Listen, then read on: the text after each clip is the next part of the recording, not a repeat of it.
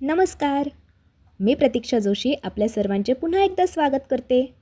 आठवणी जुन्या, आवाज नवा या आपल्या नव्या कोऱ्या मालिकेत.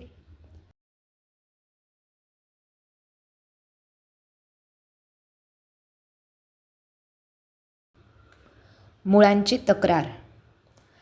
एका रोपट्याच्या मुळांची रोज सारखी कुरकुर चालली होती. त्यामुळे कोणाच्याही मनाला समाधान नव्हते. ना फुलांना, ना पानांना, ना देठांना. रोपटे मात्र बिचारे खिन्न होते.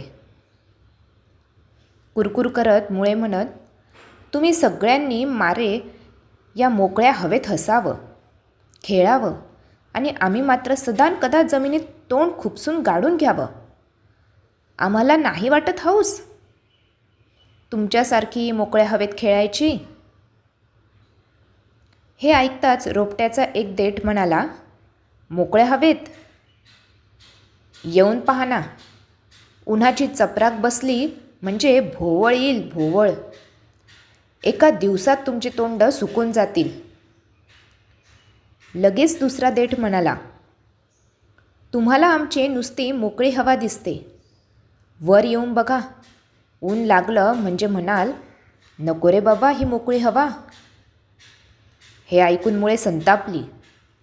एक मूळ म्हणाले, नेहमी असंच म्हणा आणि आम्हाला कायम मातीत गाडून ठेवा.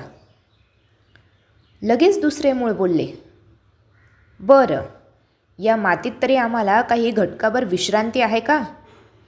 तुम्हाला अन्न कसं मिळेल, पाणी कसं मिळेल याची काळजी आम्हालाच. तुमच्यासाठी रात्रंदिवस आम्ही असं राबावं आणि तुम्ही मात्र वर मजा मारावी.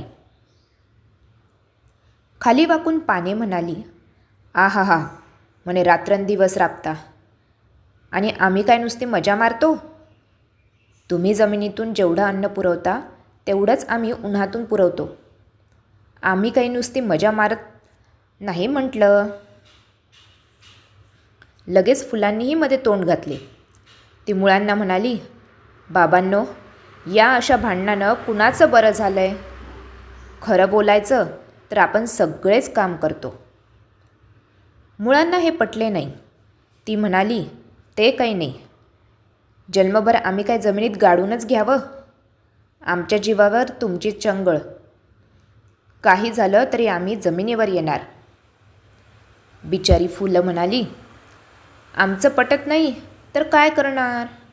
या बापड्यांनो, घ्या विषयाची परीक्षा. जशी तुमची इच्छा.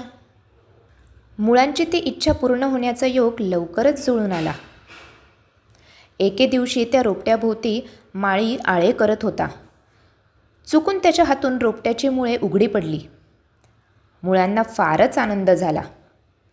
बिचारा रोपट्याला मात्र फार वाईट वाटले. ते तळमळून मनातल्या मनात म्हणाले, अरे रे बाळांनो, आता तुमचं कसं होणार? मुळे आपल्याच आनंदात रंगून गेली. रोपट्याच्या पानांकडे, फुलांकडे, देठांकडे बघून ती हसू लागली. अर्थात त्यांचे हे हसणे फार काळ टिकले नाही. थोड्याच वेळात सूर्य वर आला. सकाळचे गोड कोवळे ऊन जाऊन कडक ऊन पडले. उन्हाचा चटका मुळांना जाणवू लागला. मुळे हाश हुश करू लागली. त्यामुळे पाने, फुले सुकू लागली. ती एकमेकांना म्हणू लागली, झालं, संपलं आता आपलं आयुष्य. पानांची, फुलांची, देठांची आणि मुळांची ही अवस्था त्या रोपट्याला पहावेनाशी झाली. रोपटे कळवळून म्हणाले, बाळांनो, हे काय केलंत? आपापसात भांडून तुम्ही काय मिळवलंत? थोड्याच वेळाने सूर्य माथ्यावर आला. भर दुपारच्या उन्हाने मुळांची लाही लाही होत होती. त्यांच्या तोंडून शब्दही फुटत नव्हता. एक थोराड मूळ कसेबसे म्हणाले, आमची चूक कळली. जे करायला नको होतं ते आम्ही करून बसलो. पण आता इलाज काय? रोपटे म्हणाले, बाळांनो, आजचा दिवस गेला म्हणजे संकट टळेल. उद्या सकाळी माळी आला म्हणजे जाईल त्याचं लक्ष तुमच्याकडं. आजचा दिवस तेवढा धीरानं काढा. रोपट्याचा तो बोल खरा ठरला. दुसऱ्या दिवशी सकाळी माळीदादा आला. उघडीमुळे बघताच त्याने त्यांच्यावर मातीचे पांघरूण घातले. वर थोपटल्यासारखे केले. पोटभर पाणी प्यायला दिले. मुळांना हायसे वाटले. त्या दिवसापासून मुळांनी कसली तक्रार म्हणून केली नाही. काय मंडळी, आवडला ना तुम्हाला आजचा भाग? पुन्हा भेटू पुढच्या गुरुवारी एका नवीन भागात. अच्छा.